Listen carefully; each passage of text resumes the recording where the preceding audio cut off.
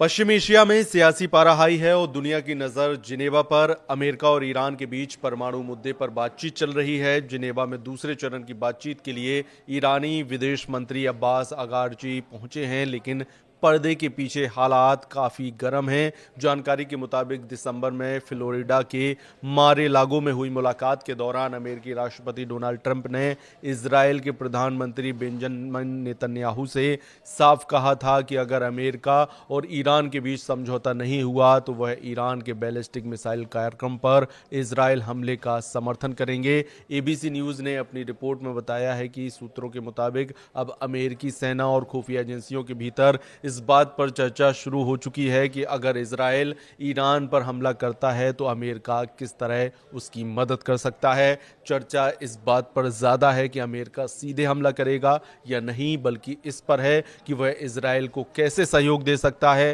अंदरूनी बातचीत में यह विचार किया जा रहा है कि अमेरिकी वायुसेना इजरायली लड़ाकू विमानों को हवा में ईंधन भरने में मदद कर सकती है। इसके अलावा एक बड़ा सवाल यह भी है कि किन देशों से इजरायली विमानों को अपने हवाई रास्ते से गुजरने की अनुमति मिलेगी। जॉर्डन, सऊदी अरब और संयुक्त अरब अमीरात जैसे देशों ने सार्वजनिक रूप से कहा है कि वे अपनी हवाई क्षेत्र का इस्तेमाल ईरान पर किसी भी हमले के लिए नहीं होने देंगे। ऐसे में ये साफ नहीं है कि संभावित कार्रवाई के लिए रास्ता कैसे तय होगा। इसी बीच अमेरिका ने पश्चिम एशिया में अपनी सैन्य ताकत बढ़ा दी है। खबर है कि दूसरा अमेरिकी विमान वाहक पोत यूएसएस जेराल्ड आर फोर्ड भी क्षेत्र में भेजा जा रहा है। ये पहले से मौजूद अमेरिकी सैन्य ताकत के साथ मिलकर ईरान पर करीब भारी हथियारों की मौजूदगी सुनिश्चित करेगा।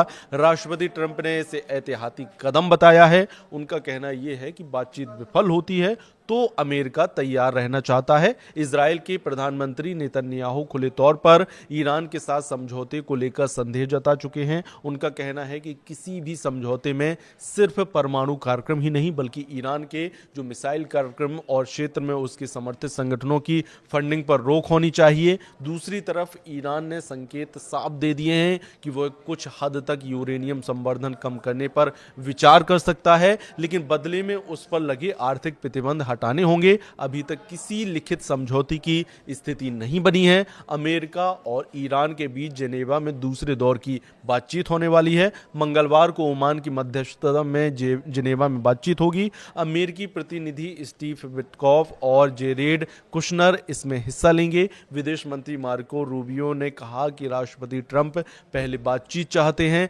लेकिन सभी विकल्प खुले हुए हैं और ये अब कयास लगाए जा रहे हैं कि इस बातचीत से कोई रास्ता निकलेगा, लेकिन ऐसा होता हुआ फिलहाल नहीं दिखाई दे रहा है।